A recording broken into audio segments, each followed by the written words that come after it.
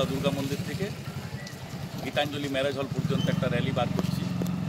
Corona উপলক্ষে সচেতনতামূলক একটা র্যালি। সামনেই পুজো, এই পুজোতে মানুষ যাতে অসাবধানতাবশত খুব বেশি মেলামেশা ঘোরাঘুরি না করে।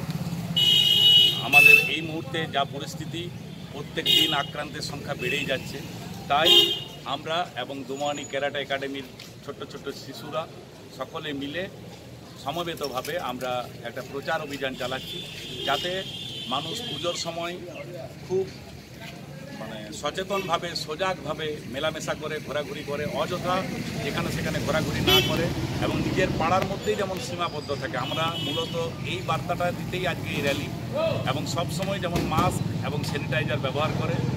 বাইরের থেকে কেউ যদি আসেন, প্রশাসনকে জানানো এবং তার করোনা টেস্ট করে, এই সমস্ত বিষয় নিয়েই আমরা আজকে এই র্যালিটার আয়োজন করেছি। এবং এরপরে সংকল্প সেবা সমিতির পক্ষ থেকে আমরা চরণপুরের চরণপুর যে মোড় আছে